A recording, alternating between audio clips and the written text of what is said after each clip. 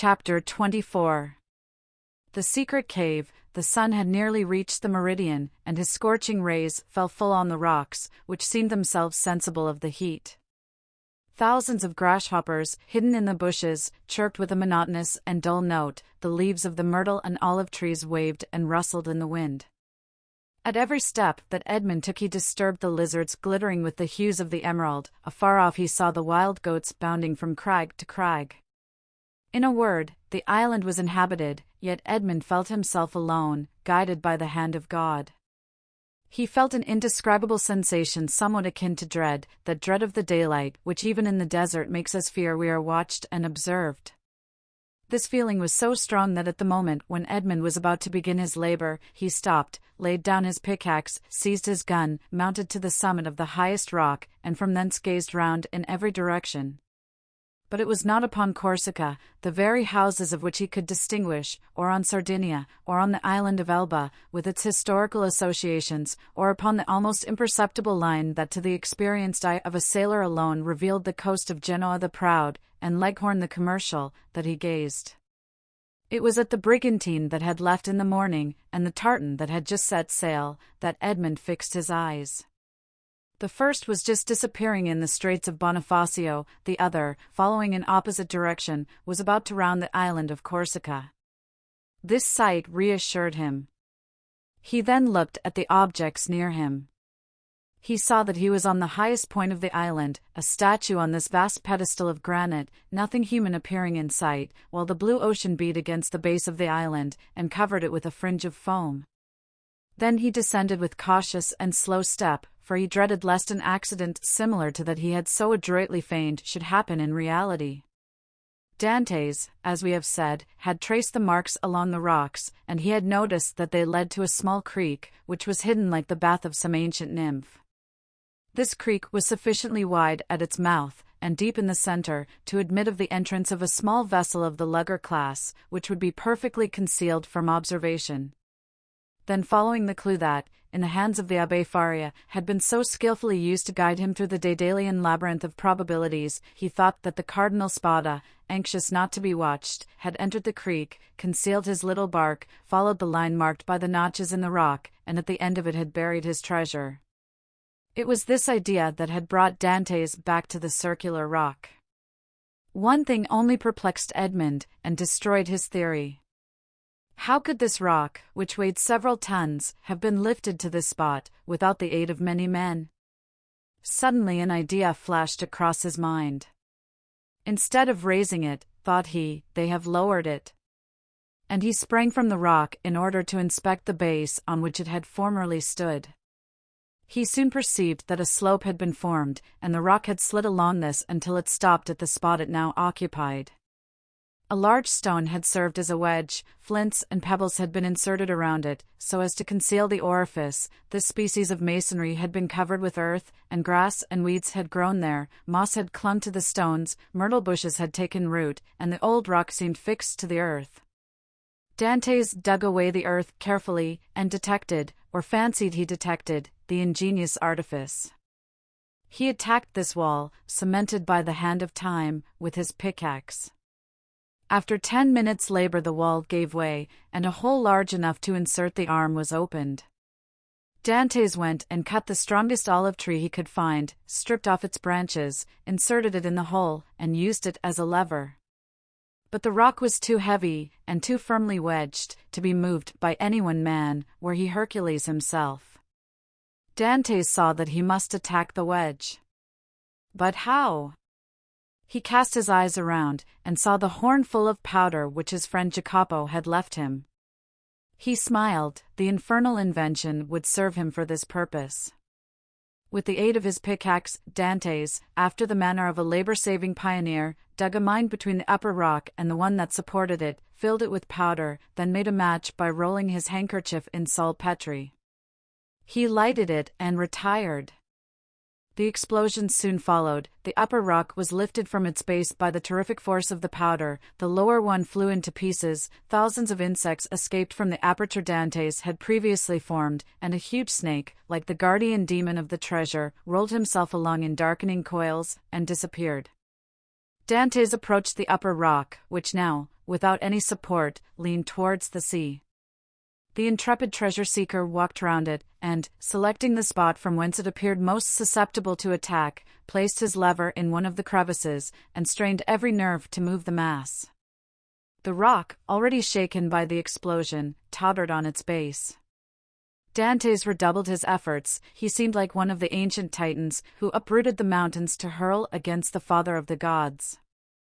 The rock yielded, rolled over, bounded from point to point, and finally disappeared in the ocean. On the spot it had occupied was a circular space, exposing an iron ring let into a square flagstone. Dantes uttered a cry of joy and surprise. Never had a first attempt been crowned with more perfect success. He would fain have continued, but his knees trembled, and his heart beat so violently, and his sight became so dim, that he was forced to pause. This feeling lasted but for a moment. Edmund inserted his lever in the ring and exerted all his strength. The flagstone yielded, and disclosed steps that descended until they were lost in the obscurity of a subterraneous grotto. Anyone else would have rushed on with a cry of joy. Dantes turned pale, hesitated, and reflected. "Come," said he to himself, "be a man. I am accustomed to adversity. I must not be cast down by the discovery that I have been deceived. What, then, would be the use of all I have suffered? The heart breaks when, after having been elated by flattering hopes, it sees all its illusions destroyed. Faria has dreamed this. The Cardinal Spada buried no treasure here. Perhaps he never came here, or if he did, Caesar Borgia, the intrepid adventurer, the stealthy and indefatigable plunderer, has followed him, discovered his traces, pursued them as I have done, raised the stone, and descending before me, has left me nothing." He remained motionless and pensive, his eyes fixed on the gloomy aperture that was open at his feet. "Now that I expect nothing, now that I no longer entertain the slightest hopes, the end of this adventure becomes simply a matter of curiosity." And he remained again motionless and thoughtful. Yes, this is an adventure worthy a place in the varied career of that royal bandit. This fabulous event formed but a link in a long chain of marvels. Yes, Borgia has been here, a torch in one hand, a sword in the other, and within 20 paces, at the foot of this rock, perhaps 2 guards kept watch on land and sea, while their master descended, as I am about to descend, dispelling the darkness before his awe-inspiring progress. But what was the fate of the guards who thus possessed his secret? Asked Dantes of himself. "The fate," replied he, smiling, "of those who buried Alaric, and were interred with the corpse." Yet, had he come, thought Dantes, he would have found the treasure, and Borgia, he who compared Italy to an artichoke, which he could devour leaf by leaf, knew too well the value of time to waste it in replacing this rock. "I will go down." Then he descended, a smile on his lips, and murmuring that last word of human philosophy, "perhaps."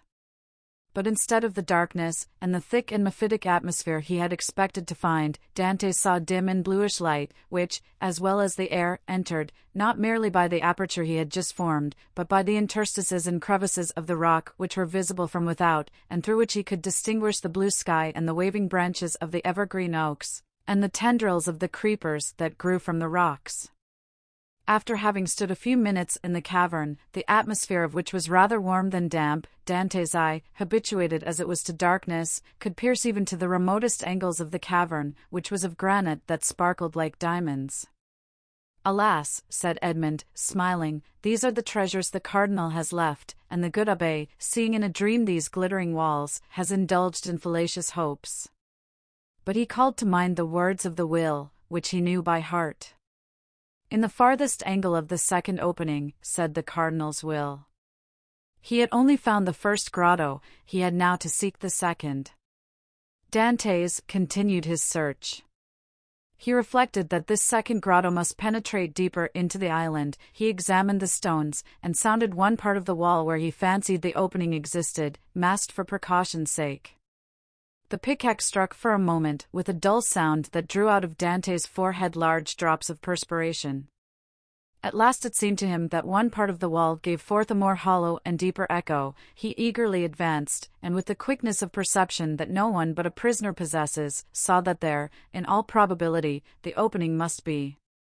However, he, like Caesar Borgia, knew the value of time, and, in order to avoid fruitless toil, he sounded all the other walls with his pickaxe, struck the earth with the butt of his gun, and finding nothing that appeared suspicious, returned to that part of the wall whence issued the consoling sound he had before heard.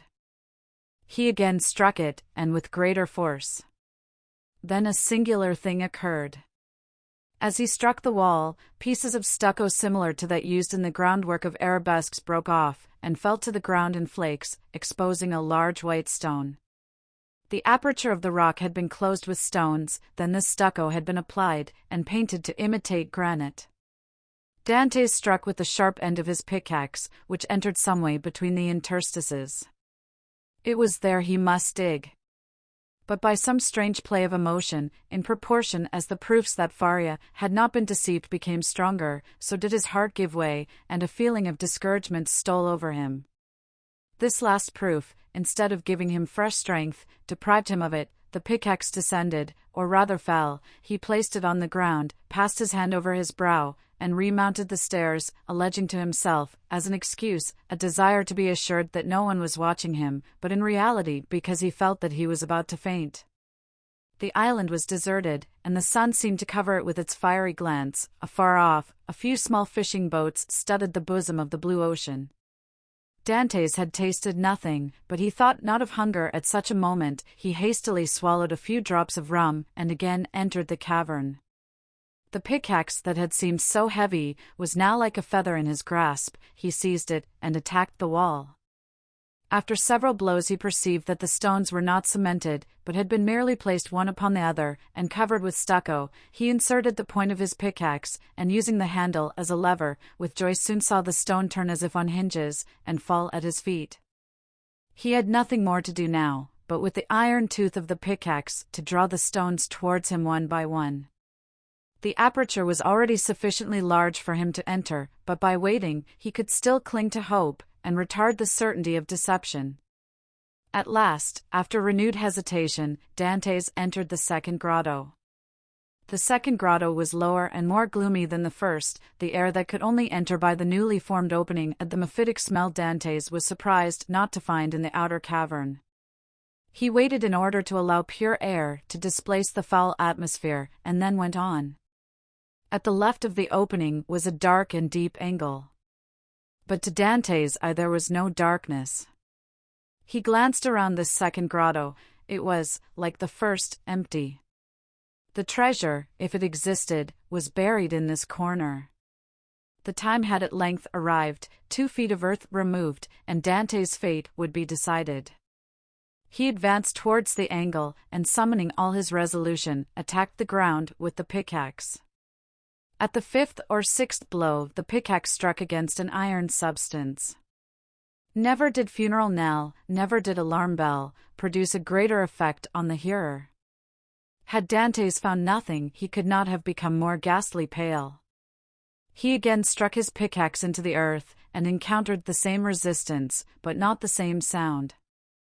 "It is a casket of wood bound with iron," thought he. At this moment a shadow passed rapidly before the opening. Dantès seized his gun, sprang through the opening, and mounted the stair. A wild goat had passed before the mouth of the cave, and was feeding at a little distance. This would have been a favorable occasion to secure his dinner, but Dantès feared lest the report of his gun should attract attention. He thought a moment, cut a branch of a resinous tree, lighted it at the fire at which the smugglers had prepared their breakfast, and descended with this torch. He wished to see everything. He approached the hole he had dug, and now, with the aid of the torch, saw that his pickaxe had in reality struck against iron and wood. He planted his torch in the ground and resumed his labor. In an instant a space 3 feet long by 2 feet broad was cleared, and Dantès could see an oaken coffer, bound with cut steel. In the middle of the lid he saw engraved on a silver plate, which was still untarnished, the arms of the Spada family, viz., a sword and pale, on an oval shield, like all the Italian armorial bearings, and surmounted by a cardinal's hat. Dantes easily recognized them, Faria had so often drawn them for him. There was no longer any doubt, the treasure was there, no one would have been at such pains to conceal an empty casket. In an instant he had cleared every obstacle away, and he saw successively the lock, placed between two padlocks, and the two handles at each end, all carved as things were carved at that epoch, when art rendered the commonest metals precious.